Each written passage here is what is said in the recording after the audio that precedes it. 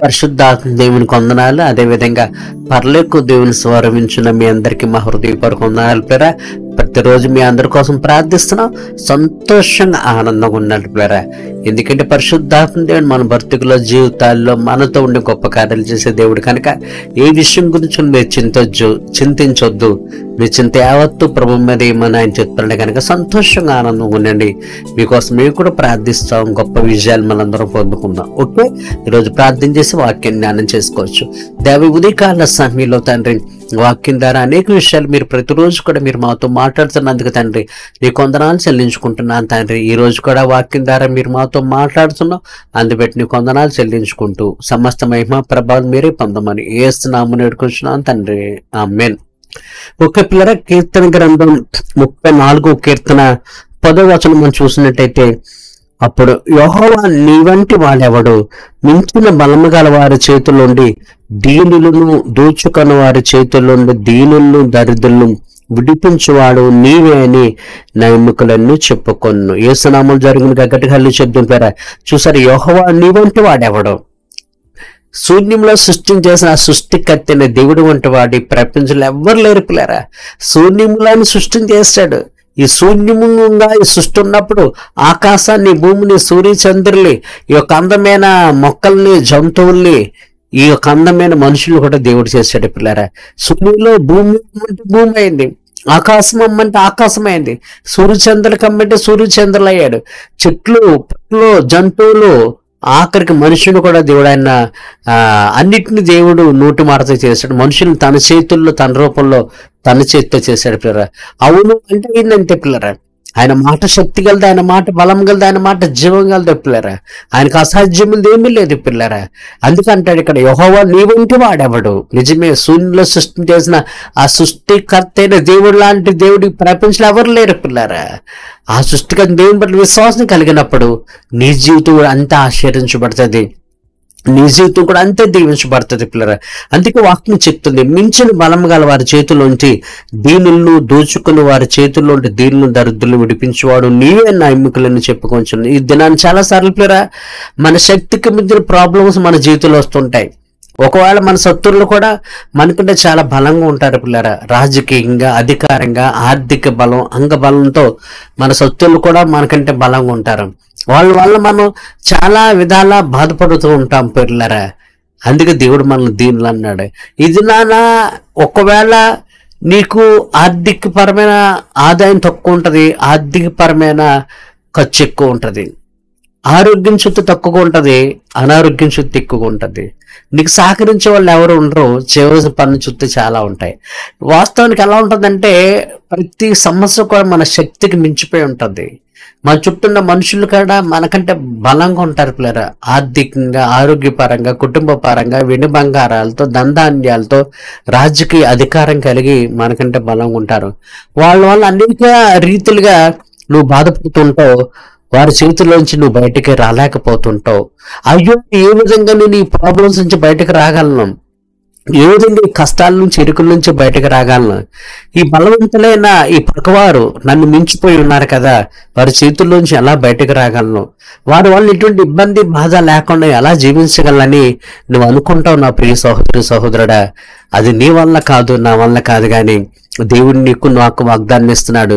మించిన బలము గల వారి చేతుల్లోంచి రక్షించేవాడు నేను నామం జరుగును గాక. ఇది నీ శక్తికి మించిన సమస్యలు చేతిలోంచి, వాళ్ళు శత్రువులైనా, లేదా ఆర్థిక సమస్యలైనా, అనారోగ్య సమస్యలైనా, మరొక సమస్య అయినా, అందులోంచి బయటకు రాలేక నువ్వు బాధపడుతున్నావు. అది నీ శక్తికి మించిన శక్తి సామర్థ్యాలు కలిగిన, వెండి బంగారాలు, ధనవంతులు కలిగిన మనుషులు కావచ్చు, లేదంటే నీ ఖర్చుకు మించిన ఆర్థికపరమైన సమస్యలు పెట్టి కావచ్చు, లేదా సమాజంలో ఒంటరిగా ఉన్న నీకంటే వ్యతిరేకంగా ఉన్న కుటుంబాలు బట్టి, మనుషులు బట్టి కావచ్చు, ఎవరు వెనక ముందు లేని నీ స్థితిని బట్టి కావచ్చు. నువ్వు అనుకో, ప్రభు మించిన బలం గారు వారి చేతిలో ఎవరు నన్ను రక్షిస్తారని. నా ప్రియ సహోదరి, సహోదరుడే, ఈరోజు పరిశుద్ధాత్మ నీతో మాట్లాడుతున్నాడు. నీకు మించిన శక్తి గల వారి చేతిలోంచి, నీకు మించిన బలం గల వారి చేతిలోంచి దేవుడు నేను రక్షిస్తానని మాట్లాడుతున్నాడు. కీర్తన 34 కీర్తన 10వ వచనం ద్వారా దేవుడు నీతో మాట్లాడుతున్నాడు.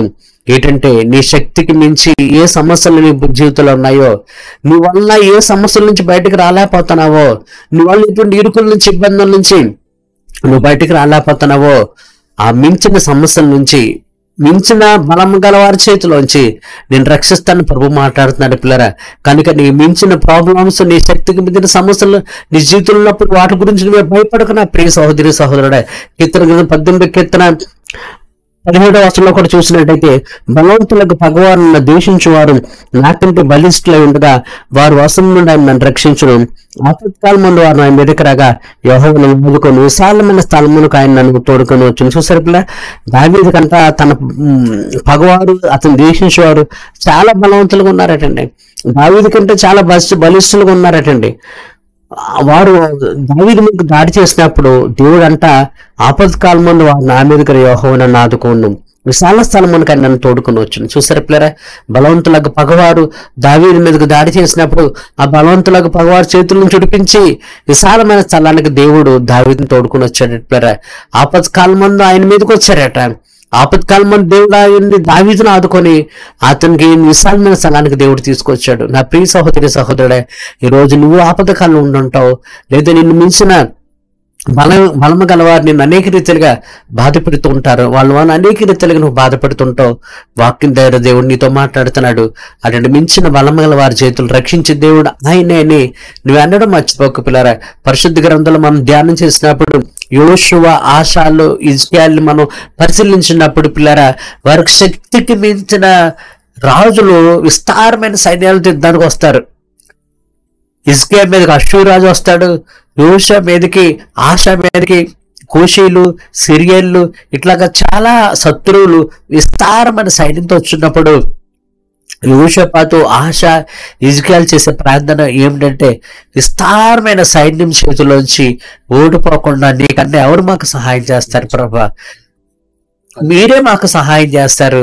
ఇలా పరిశుద్ధ గ్రంథంలో చాలా మంది రాజుల్లో ముఖ్యంగా కొంతమందిని మనం చూసినప్పుడు దావీదు మీద కానీ, లేదా హిజ్కియా పైన కానీ, యోషపాతు పైన కానీ, ఆశా మీద కానీ చాలా విస్తారమైన సైన్యాలతో రాజులు వస్తారు పిల్లరా.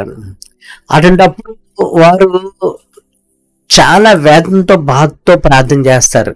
యోషువ కానీ, యోషపాతు కానీ, ఆశా కానీ, హిజ్కియా కానీ, దావీదు కానీ మొదలైన రాజులు వాళ్ళు ఏం ప్రార్థన చేస్తారంటే పిల్లరా, బలము లేని వారికి మాకు సహాయం చేయడానికి నీకన్నా మాకు ఎవరున్నారని చెప్పేసి, ఎవరు యెషయా గ్రంథంలో 36 అధ్యాయం హిజ్కియా కానీ, యోషపాతు, ఆశ 2 దినవృత్తాంతాలు 14-20 అధ్యాయాలే కానీ వాళ్ళు చేసే ప్రార్థన ఏంటంటే, బలం లేని వారికి నీకన్నా సహాయం చేయడానికి మాకు ఎవరు లేరు ప్రభా, విస్తారమైన సైన్యాన్ని చేయించడం మాకు బలం సాధన, నీవే మాకు దిక్కు కదా అని ప్రార్థన చేసినప్పుడు ప్లేరా, ఎంతో విస్తారమైన సైన్యాలతో శత్రు దేశపు రాజులు వచ్చినప్పుడు కూడా ఎవరైతే ప్రార్థన చేశారో దేవుడి నామాన్ని బట్టి ఆ రాజులకు దేవుడు గొప్ప విజయం ఇస్తాడు. అష్షూరు రాజుల మీద హిజ్కియాకు అద్భుతమైన విజయం ఇస్తాడు.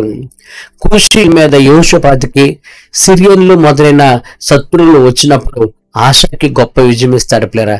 వారికి శక్తి లేనప్పుడు చాలా విశ్వాసంతో, నమ్మకంతో, కేవలం దేవుడి మీద ఆధారపడి ఆనుకొని ప్రార్థన చేసినప్పుడు వారి శక్తికి మించిన శత్రువుల మీద దేవుడు గొప్ప విజయాన్ని ఇస్తాడు.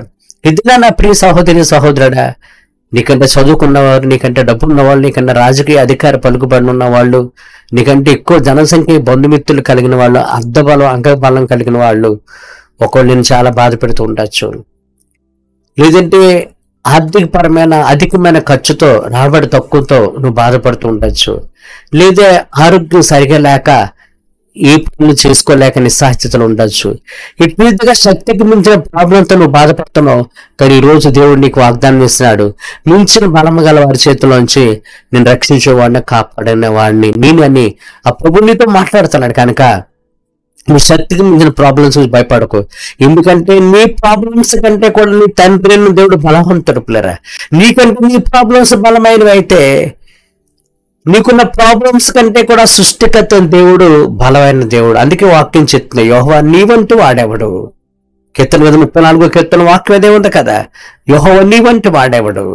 నిజమే, ఆయనలాగా రక్షించి ఆయనలాగా కాపాడే దేవుడు, ఆయనలాగా సర్వోన్నతుడు, మహోన్నత దేవుడు ఈ ప్రపంచంలో ఎవరు లేరు. కనుక నీకు సత్యముందు ప్రాబ్లం చూసి భయపడకు. ఎందుకంటే నిన్ను భయపెట్టే ప్రతి ప్రాబ్లం కంటే ఆ సృష్టికర్త దేవుడు బలవంతుడు, ఆయన శక్తివంతుడు, ఆయన ఘనమైన దేవుడు, ఆయన అద్భుత ఆశ్చర్యకార్యాలు చేసే దేవుడు. కనుక ఆ సృష్టికర్త అయిన బలమైన శక్తి గల దేవుడికి నువ్వు ప్రార్థన చేసినప్పుడు నీ శక్తికి మించిన ప్రాబ్లమ్స్ అందరి నుంచి కూడా దేవుడు విడిపించే దేవుడే అన్నాడు.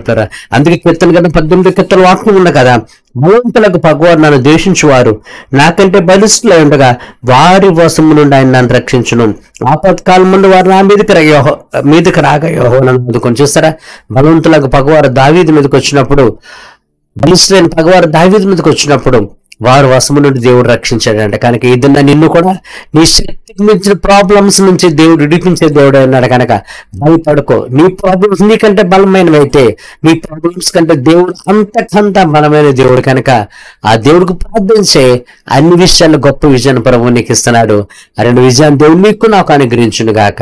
ఓకే, ప్రార్థన చేద్దాం. దేవ ఉదయకాల సమయంలో ఇప్పటిదాకా వాక్యం ద్వారా అనేక విషయాలు మీరు మాతో మాట్లాడు. నిజమే, మాకు శక్తికి మించిన ప్రాబ్లమ్స్ నుంచి, మించిన బలము గల వారి చేతుల నుంచి నువ్వు విడిపించే దేవుడు. కనుక నువ్వు ఇవ్వబోతున్నా ఇచ్చిన విజయాన్ని బట్టి నీకు వందనాలు. ఈ వాక్యం బిడ్డలు అందరి జీవితాలు గొప్ప విజయాలు దయచేయమని యేసునామమున వేడుకొంచున్నాను తండ్రి, ఆమేన్.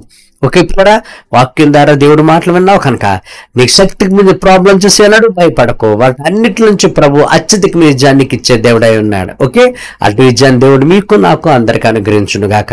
ప్రతిరోజు మీ అందరి కోసం ప్రార్థన చేస్తున్నా కానీ పిల్లరా, సంతోషంగా ఆనందంగా హ్యాపీగా ఉండండి. ఏ ప్రాబ్లం ఉన్నా మాకు ఫోన్ చేయండి. మీకు వాట్సాప్ ద్వారా ఫోన్ ద్వారా మాకు తెలియజేస్తే మీకోసం ప్రార్థిస్తాం. దేవుడు అత్యధిక విజయాన్ని మీకు అనుగ్రహించే దేవుడై ఉన్నాడు. ఓకే, మీ అందరికీ మా హృదయపూర్వక వందనాలు.